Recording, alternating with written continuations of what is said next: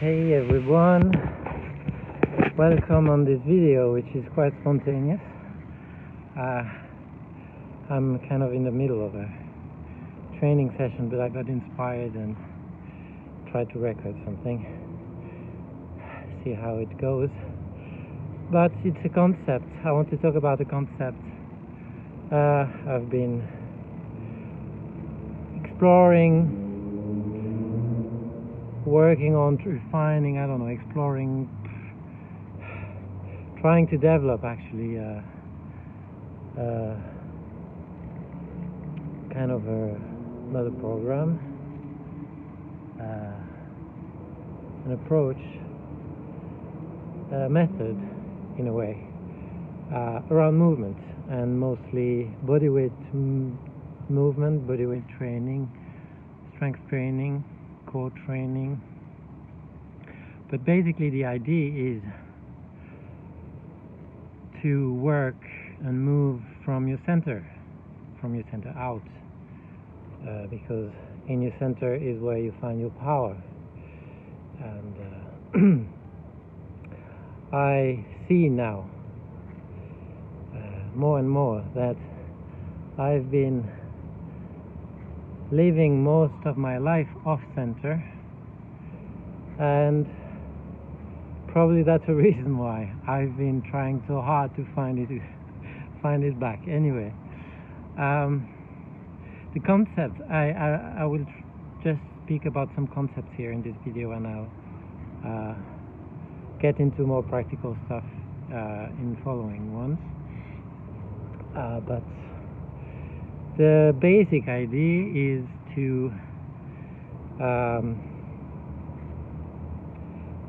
that the space has an intelligence of its own. Our body exists in space. We, as three-dimensional beings, exist in space. Therefore, when we move space. We move our physical space. And this space is ruled by universal laws. And that's the kind of principles I've tried to discover in my practice in these last years, and doing a lot of internal and external, both kind of practices and exercises, and developing and refining physical awareness, mostly to understand what's happening in the body when we move. Doing very simple movements like squats and stuff like that. So one of the principles, and it's one of the those who know about alchemy or hermetism, I don't know if that's the proper term in English, but there's a book which I forgot the name, such a shame, but it talks about the basic principles of the universe, and one of them is the principle of duality. So living on Earth, we are ruled by duality. Duality is allowing us to experience matter, to experience life as we know it, to experience time, and this kind of existence we lead is defined. One of the things that define it is the principle of duality. Now, duality, whether we want it or not, it's there. Now our experience will be also influenced in the way we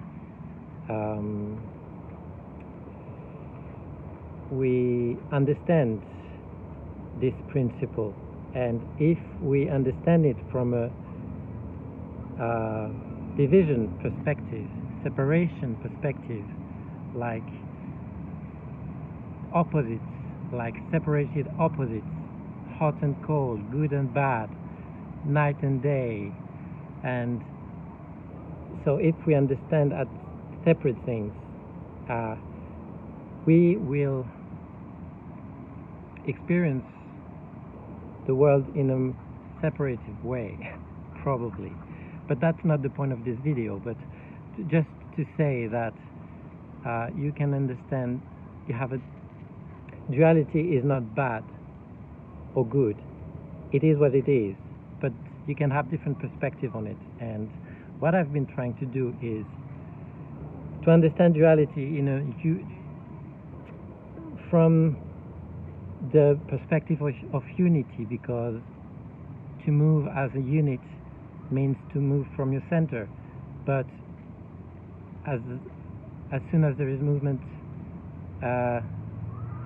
there's duality.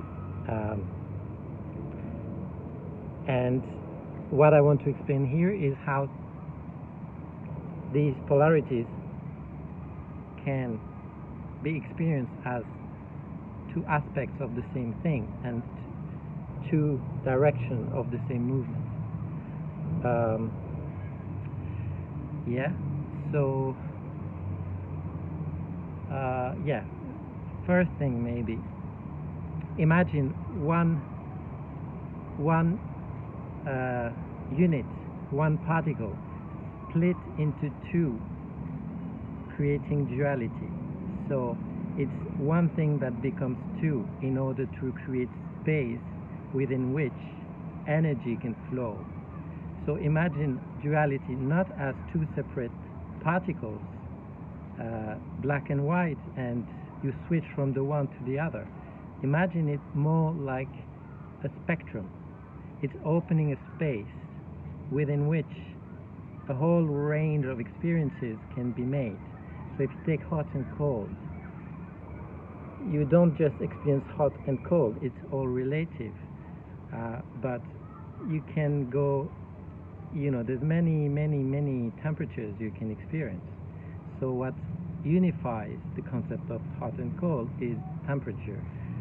Or you take colors, maybe it's more visually more pleasing to take the rainbow, and which like the actual colors we perceive are not limited to what we see. It goes beyond, as we know, like ultraviolet and infrared and all kind of different vibration of light.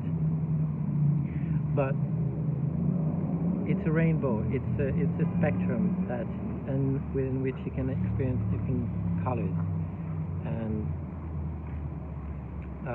vibrations, basically. So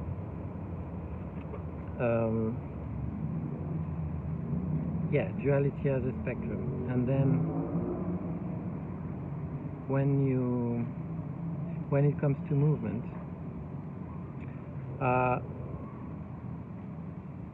the best thing to understand this concept of polarities is the sphere or the circle. A circle has a center. So take a circle. In the middle there's a point which is the center of the circle. So the point in the middle is not moving, and the whole circle has a whole surface within which exists an infinite number of points, but the one in the middle is always in the same place. Now if the circle starts turning, if you look from the upper perspective, it will turn from left to right. But if you look on the underside of the circle, it will look like it's turning from right to left. So it's like these two things move in opposite directions. It seems like they move in a linear way. They would appear as if they were moving in opposite directions, but actually they're moving in the same direction because they're moving around the same center, right? So and on the side, same thing. On one side it looks like it moves from the top to the bottom, and the other side the bottom to the top. So, you know, but actually it's the same thing that is actually turning. So it's all a matter of perspective. So when you widen your perspective to the whole picture, it allows you also to perceive the center better. So it's not linear anymore. It becomes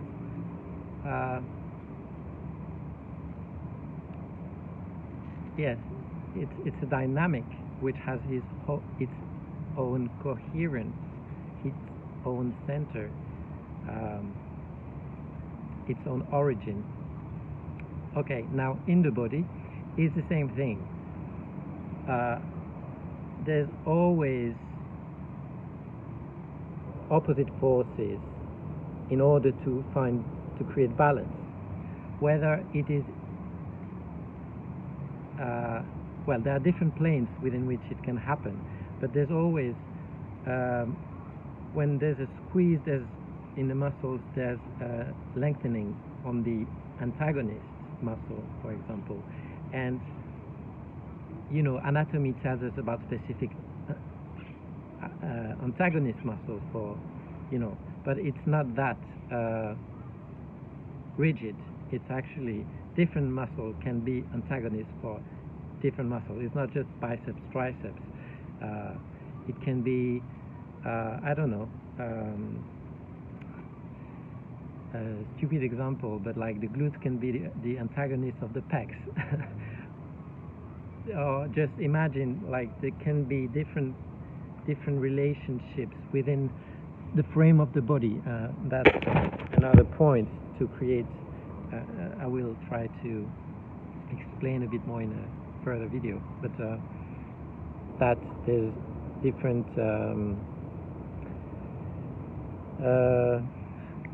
what's the term? Like, I like to think of it of correspondences also. Like, different body parts have the same basic structure, and therefore they correspond to each other. They respond and correspond and work together, basically, at least. And you know, this whole thing about fascia or muscle chains and stuff like that, it's just like, because it's not just separated muscle that works together. It's a spectrum of muscle fibers that get activated and within which energy is flowing. And yeah, another point, just to mention it, is try not to look at things from a material perspective, but instead try to look at it from a energetical perspective. So, and at some point you might realize matter is actually energy. But anyway, it's not the point of this video, but it's also a clue that can help perceive the bigger picture a bit better. So yeah, so antagonist muscles, there's a flexion, there's an extension, for example. There's a pull down. If there's a part of the body that goes down, there's another part of the body that kind of balance and by pulling upwards. Again, if I roll on myself, if I do a roll on the floor, the upper part of my body will move forward when the under part of my body will move backwards around a given center. But it can happen only on a partially in the body. It doesn't have to involve the whole body always. It's not always about the core, the abdominal core, the gravitational center, stuff like that. And yeah, very complex stuff. I try to touch about everything, and I would be happy if you have any questions, or if you want me to expand a bit more on any topics that I mentioned. Just please let me know in the comments, and I would be very happy to share a little more and to exchange on all this, because it's very fascinating to me. And so what I want, gravity is another aspect when it comes to movement. Gravity is a force that pulls down, but there's always a counter force that pulls you up. So you always work with both forces, and that could be another video which I could expand on this topic. But just as an image, as an example of polarities, different polarities that come into play when involving movement, the body, when the body is in motion. So there's different planes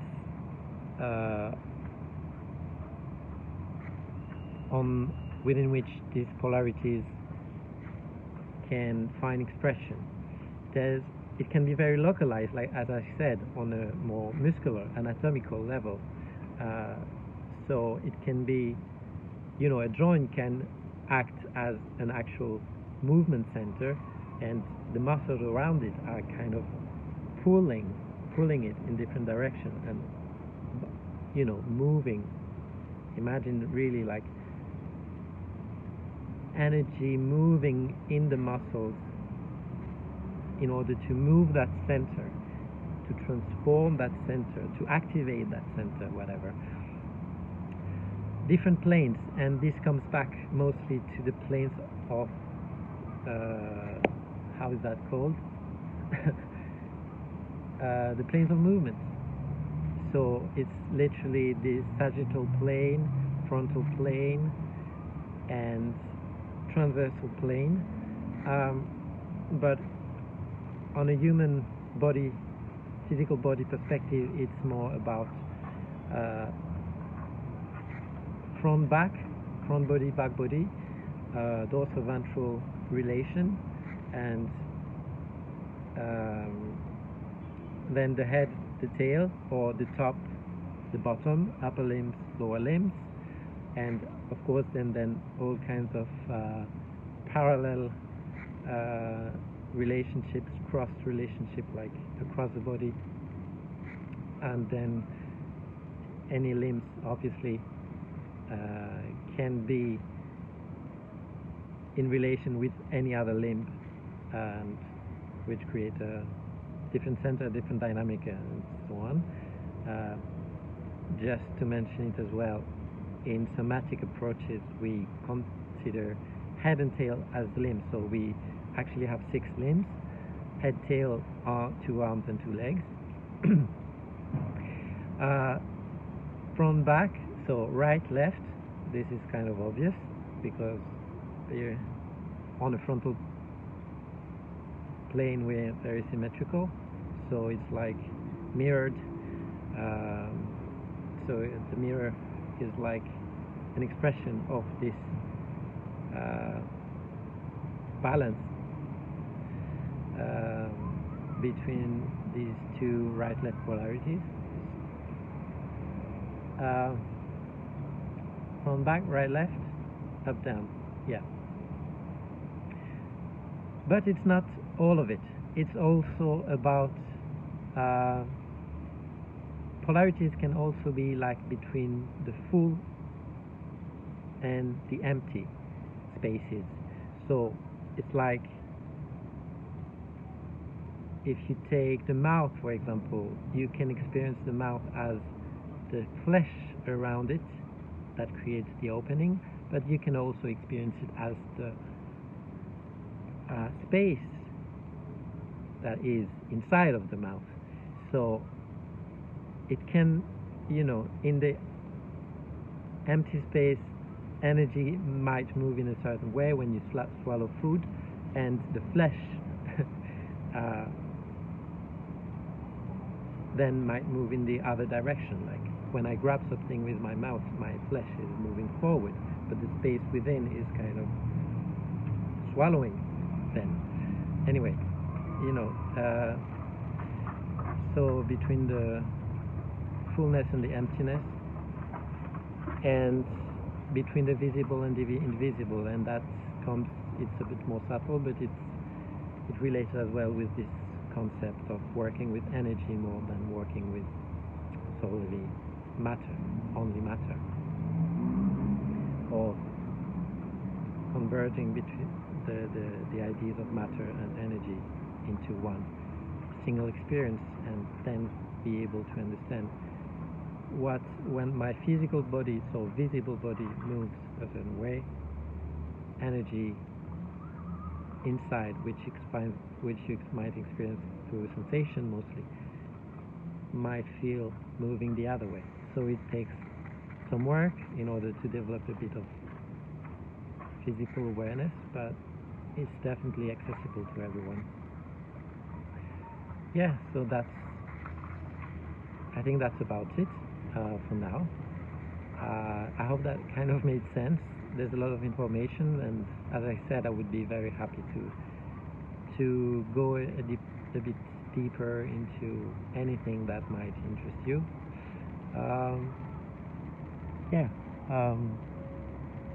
Let me know what you think. Let me know if there's anything you would be interested about. I will come with a further video with more practical stuff to illustrate a bit better what that all means in terms of physical movements. And yeah, thanks for watching. See you next time. Take care. Bye bye.